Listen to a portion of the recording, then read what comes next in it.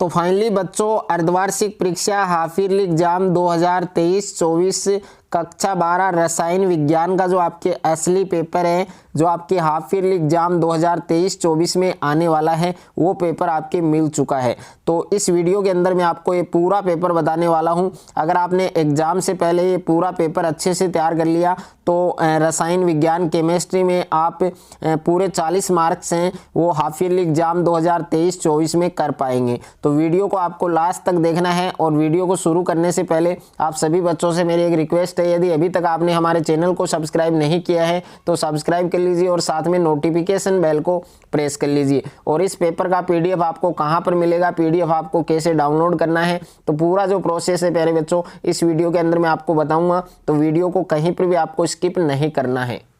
तो ये आपके कक्षा 12 रसायन विज्ञान का पेपर है जो आपके हाफ ईयरली एग्जाम में आने वाला है। टाइम आपको दे रखा है 3 घंटे 15 मिनट और पूर्णांक है आपके 40। और यहाँ पर आपको निर्देश दे रखे हैं, तो ये निर्देश आपको जरूर पढ़ने हैं, जरूर आपको फॉलो करने हैं। और सबसे पहले आपको पेपर में सेक्शन ए दिया गया है कि कांच को अशितित द्रव्य क्यों माना जाता है। और दूसरा प्रश्न है कि जालक बिंदु से आप क्या समझते हैं। और तीसरा प्रश्न है कि मोलरता किसे कहते हैं और इस पर ताप के प्रभाव को बताइए। और क्वेश्चन नंबर 4 है कि प्रतिलोम प्रासरण को परिभाषित कीजिए। और 5वां प्रश्न है सेल स्थिरांक की इकाई लिखिए। और 6ठे प्रश्न में अभिक्रिया की जो कोटि है वो आपको ज्ञात करनी है।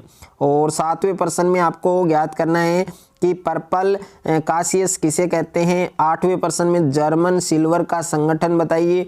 और 9वें प्रश्न में आपको KMnO4 यानी पोटेशियम परमैंगनेट में आपको Mn का चुंबकीय आघूर्ण ज्ञात करना है। और 10वें प्रश्न में आपको ट्रांस यूरेनिक तत्व किसे कहते हैं, इसकी परिभाषा बतानी है। और 11वें प्रश्न में आपको ये जो संकुल दे रखा है इसका आपको IUPAC नाम बताना है। प्रश्न संख्या 12 में DDT और BHC का पूरा नाम लिखना है। और प्रश्न संख्या 13 है कि हार्मोन को ग्रंथि रस क्यों कहा जाता है। उसके बाद में खंड ब है और इसमें प्रश्न संख्या 14 है कि चालकता को परिभाषित कीजिए और मानक हाइड्रोजन इलेक्ट्रोड का नामांकित चित्र बनाइए।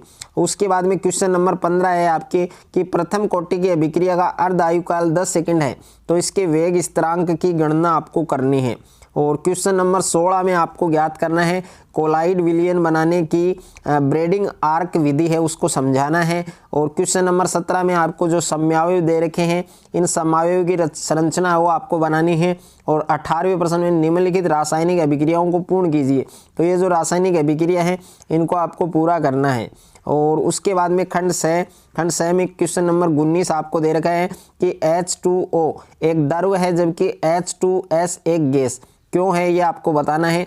और दूसरे प्रश्न में गोताखोरी उपकरण में हीलियम का उपयोग किया जाता है, क्यों किया जाता है। 20वें प्रश्न में निम्नलिखित रासायनिक अभिक्रियाओं को लिखिए जिसमें गाटरमान है और राइमर टिमान अभिक्रिया है, ड्रफ अभिक्रिया है। तो तीनों अभिक्रियाओं को आपको लिखना है। और क्वेश्चन नंबर 21 है, इसमें निम्नलिखित अभिक्रिया में ABC की संरचना सूत्र आपको बनाना है।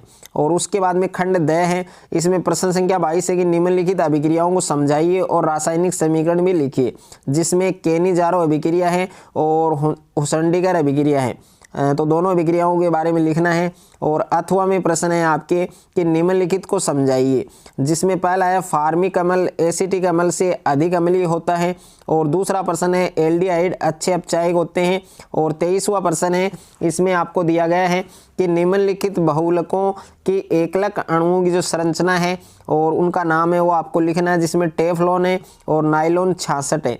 और बी वाला क्वेश्चन है साबुन रहित साबुन क्या होते हैं, उदाहरण सहित समझाइए।